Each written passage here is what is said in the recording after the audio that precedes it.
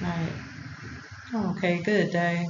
So we're talking celebrities that are facing financial problems. So first up, we have Floyd Mayweather allegedly is in debt for $54 million and he owes the IRS a tax lien of $7.3 million.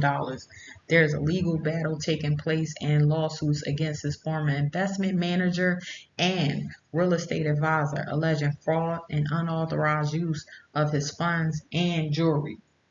But on top of that, Mayweather has made a lot of investments in things such as many multiple top of the line cars, jewelry. He gambles a lot. He has a lot of issues that take place. So we wish him the best with that scenario, but he has a lot going on.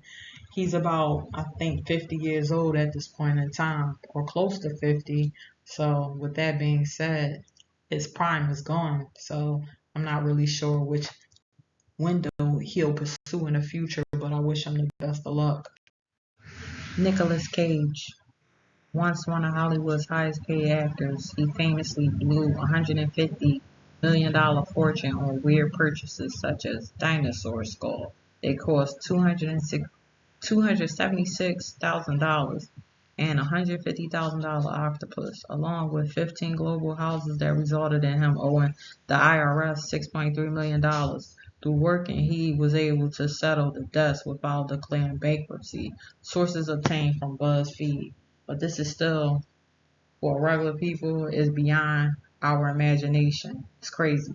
So you would think people such as this would have more financial responsibility and do better, but apparently not. Mike Tyson, boxing legend, Iron Mike, had to file for a bankruptcy in 2003. He was the heavyweight champion of the world. During his career, Tyson earned over 400 million dollars as a boxer. His wealth today is about 20 million dollars. He has a cannabis company. He has a lot of money from the Jake Paul fight. He also has a podcast. Now, Mike, he's incredibly talented, and he had a lot of snakes in his life that took advantage of him. And plus, um, another downfall was the lady that alleged that he molested her. I don't think that's true. Mike was the world champion. He could get any woman that he wanted. He definitely didn't have to take advantage of nobody.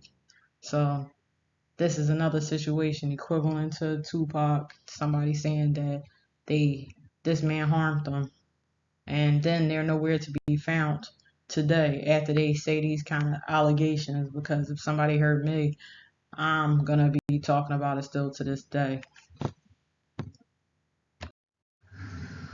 Lil Kim, she experienced financial issues in 2019 because she owed nearly $4 million. She had to file for bankruptcy. However, the reality show for VH1 called Girls Cruise helped her to dismiss the bankruptcy. MC Hammer. MC Hammer has a worth listed of $2 million today. He was the man in the mid 90s. He ran into huge IRS debt. He has a net worth of 70 million when he was at his prime. He helping a bunch of people, travel buses, spending careless was his downfall. He has rebounded and he is more responsible today. This is Delonte West. He had an NBA career and he accumulated over $16 million. He still battles bipolar disorder, depression, and drug use. He played for, I believe, the Boston Celtics and the Cleveland Cavaliers. He went to St. Joe's University in Philadelphia, so he did help his family members and everything, but his wife left him.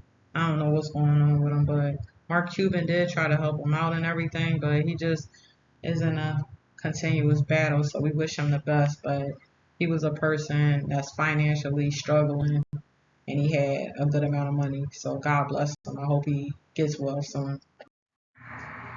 Reasons they face money problems: poor financial decisions, expensive lifestyles, horrible support system, unethical business relationships with snakes that gave them bad deals, thinking the money will never run out, failure to budget, and overall poor financial management.